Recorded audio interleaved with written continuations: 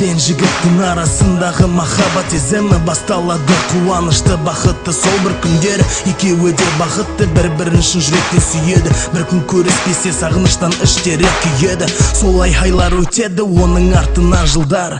Екеуінің мақсаты бір арманға қадалар. Қашан бір шаңырақта ұйқыдан бірге тұрамыз, қашан жас жұбайлар деген атқа ие боламыз. Қиялдаумен, армандаумен шыдамның да шегі бар. Сенсіз өмір сүре алмаймын дейді жетер болар. Неке қиямыз деген шешімге екеуі келсе де, бастарын әлі жас деп қыздың үйі қарсы шығар. Ал жігіттің ата-анасы оған қарсылық болмайды. Дәстүрімізбен алып қашу деген ойлар қозғайды. Содан хабарлайды барлық жұртқа, туыстарына. Бәрі де қуанышты, үлкен тойға дайындалуда. Көп ұзамай алып қашатын күнді белгіледі. Көзді ашып жұмғанша міне сол күнде келеді. Үйінде қаншама адам келінді асыға күтеді. Жігіті достары мен қызды әкеп түсіреді. Есік алдында толған көрші көлем туыстар, келінге орамал тартып кәмпиттерін шашар. Екеуін шапалақпен үй ішіне кіргізеді. Қыздың үйіне хабаршыларын да жібереді.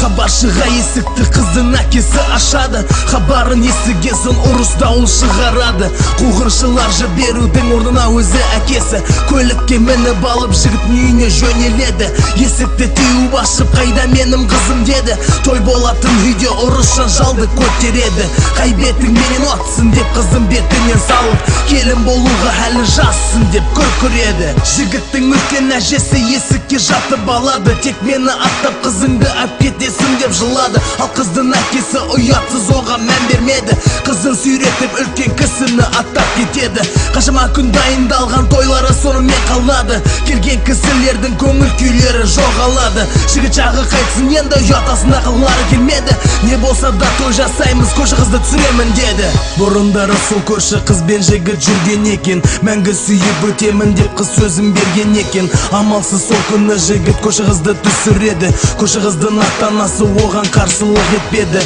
Араға бір-екі ай салып үйлену тойын жасады. Екі жақтың туыстары да риза боп қалады. Ұят астында қалмау үшін амалы жоқтан жасалған той болса да бәрі жасы өткізеді. Күн өте екі жас қыдырып көшеге шығады. Магазин ананы мынаны аралап қалады. Ойда жоқтан кенеттен алдарынан шығады. Жігіттің бұрынғы қызы ыстық сол махаббаты. Екеуі де бір-бірін көріп қап тоқтап қалады. Ойларында бұрынғысы үндемей тоқтап тұрады. Екеуінің көздеріне мөлдіреп жас шығады. Ал жігіттің әйелі оған еш мән бермеді. Сол байқаусыз кездесудің болғанына екі жеті өтті. Жігіттің көңіл күйі жоқ, түрі суып мазасы бітті. Шын сүйгені есінен шықпай әбден жанын қинайды. Шыдамы таусылған соң қыздың үйіне қоңырау шалады. Телефон тұтқасын қыздың анасы көтеріпті. Ал жігіт сол қыздың атын айтып бола ма депті. Сол кезде қыздың анасы жылаған дауысымен қызымызды жоғалтқанға 2-7-ден өтті депті. Тағдырдың қаталдығы, ашылмаған бақтары, бұл әлемде қатесіз пенденің жоқ қой саны. Қайда сол армандары, бірге мәңгі кетеген, өкінішті бәрі кеш, бұл өмір жалған еткен. Ал негізі келетін болса қалып қашатын күні. Екі жасқа бақыт тілемеген көрші қыз өзі. Қыздың әкесіне көрші қыз қоңырау шалады. Бірден айта қызыңызды бүгін алып қашады.